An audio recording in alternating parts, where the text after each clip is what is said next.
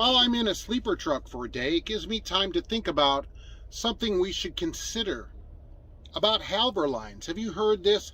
Now, on my award-winning live show, which is every Monday at 12:30 p.m., I spoke about this and got some responses about it. There's a trainee to trainer program at Halvor Lines. Let's discuss exactly what that means. Hello, and welcome to Trucking Answers. I'm Mark, your low experience host. At Halvor Lines, they're touting a trainee to trainer program. And what this is you start there with no experience. And in 12 weeks, you are a trainer at Halvor Lines. 12 weeks.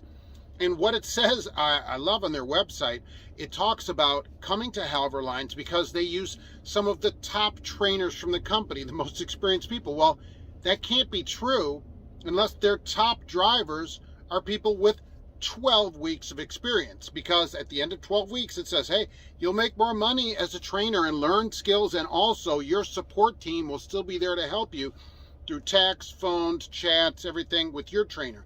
So as a trainer, you're going to have to call somebody with all your questions, because 12 weeks, let's be honest, is not enough experience to be a trainer. I'd like to see 5 years of experience. I guess I could settle with 2 years, 8 full seasons of driving. Think about this. You start training at the end of March. For 4th of July, you get a student, you're a trainer already, and that person goes through and they're a trainer at the end of their 12 weeks with you. Neither of you have ever experienced a winter or anything. A trainer should have at least 2 years. I'd rather see 5. And a year at the company that they're working for, so the company can see, are they on time? Are they safe? Do they get complaints from customers? Do they turn in their paperwork? Are they a good representative of the company and the industry? That's the problem with companies, is they're forever reducing their standards. They're like, well, we can't get people, so let's lower our standards. And all that does is lower the whole company down. There's a difference between talent and skill. You may be born with talent. You may be a good driver right off the bat. Some people pick it up pretty quickly. It's honestly not that complicated. And some people don't. It takes a little more time. But skill is something you develop over time by doing the same thing. Practice. And that takes time to be a very skilled person in any profession, trucking or anything else. What they're not doing there is getting people that are good representatives of trucking, because when you're a trainer, you're really not just helping someone become an employee of that company. What you should be thinking is you're changing someone's life. Many people come in from a low-paying job or something where they got laid off in a coal mine. I get a lot of that, that kind of thing. Factories that might have closed, especially now. And so they're going to change their career. And trucking is a great career for people. It'll hold you your whole life, give you a good standard of living, maybe even a great standard of living. You're changing someone's life. You're not just making a new employee for your company that you can suck the life out of after just 12 weeks and make them a trainer. I mean, that kind of thing is kind of ridiculous. And it is part of the problem of the industry that even people in the industry, like trucking companies, see drivers as just some commodity. They're not professionals. They're just on 12 weeks, I can get somebody to train, and hey, if we got to help them, so what? It gets us a few new drivers. I don't like it. I don't like it at all. And I think if you're going to go into training, no matter what company you go to, and someone is going to be a trainer for you, ask them how long they've been driving. What kind of experience do they have? Have they driven through a winter? How long have they been at the company that you're working for? That's important things to know.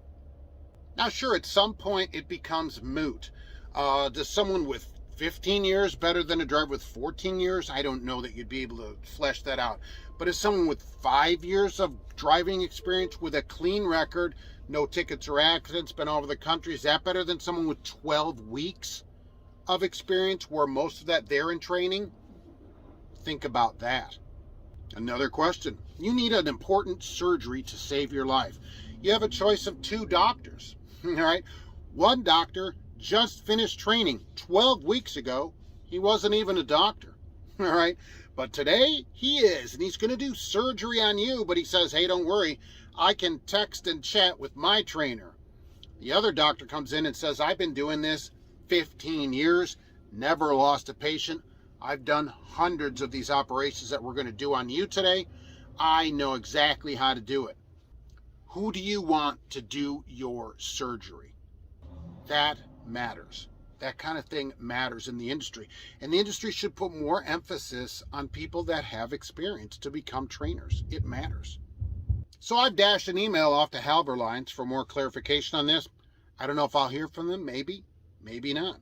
It's, a low response rate from companies. They don't like to talk about the policies that they tout, which I really enjoy.